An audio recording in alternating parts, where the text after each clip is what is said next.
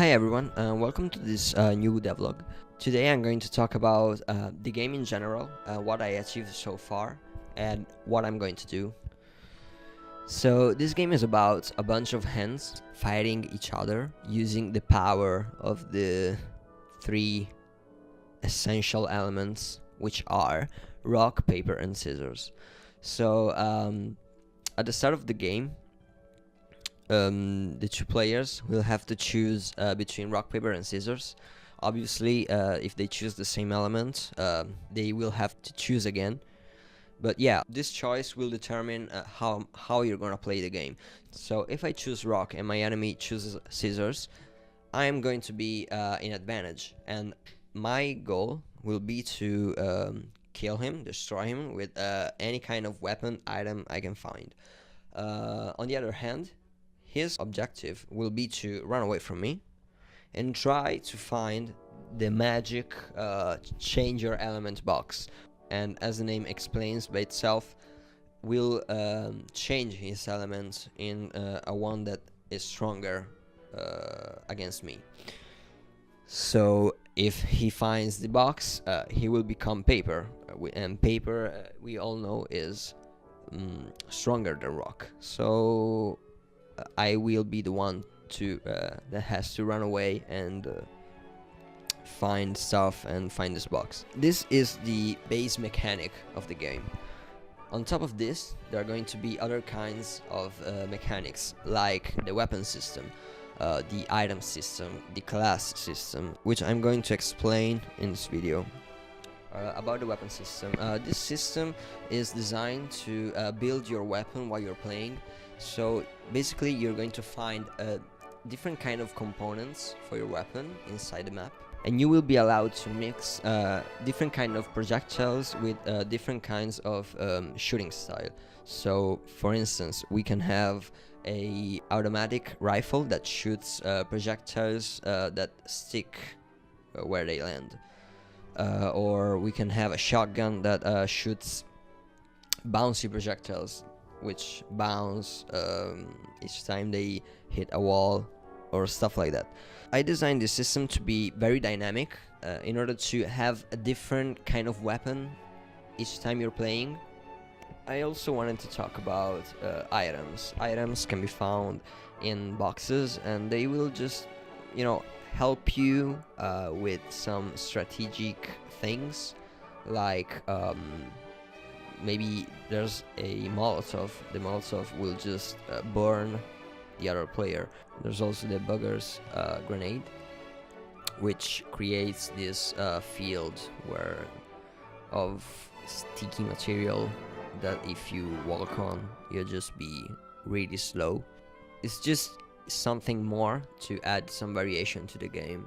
So another thing I wanted to talk about was the class system, which is fairly new. I've been working on this for about 1 or 2 weeks, and the class system basically helps with the replayability of the game and introduces a kind of variation in the ways you can play.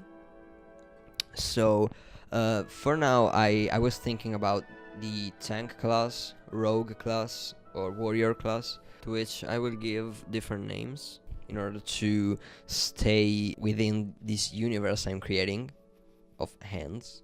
So we will have the fat hand. We can have the I don't know. I'm just brainstorming right now. So the class system is also designed to help the weaker player, because one concern I was having was that when you have a disadvantage, there's no much you can do. You just have to run away, maybe shoot your enemy to decrease his stamina, but other than that was just kind of pointless. So by introducing the classes, I also got the chance to introduce some unique abilities. For the tank right now, I designed the ability to shoot a shockwave from his body that launches the other player away and also destroys all the projectiles within a certain radius. So as you can see, this is a strictly defensive ability, because if the other player is running away from you, you don't really have a reason to, launch him away further or destroy his projectiles, because his projectiles will not damage you if you are in an advantage. So yeah, I'm trying to design these unique abilities based on the defensive behavior of different characters. The last thing I wanted to talk about was what happens when the round finishes.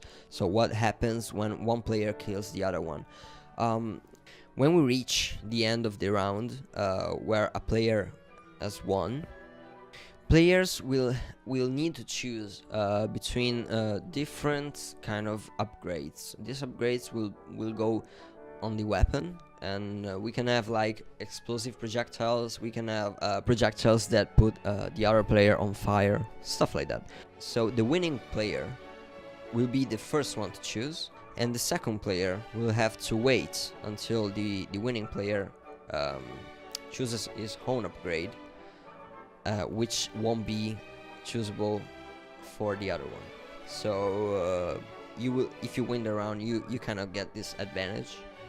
So yeah, this is basically the current game in its state. And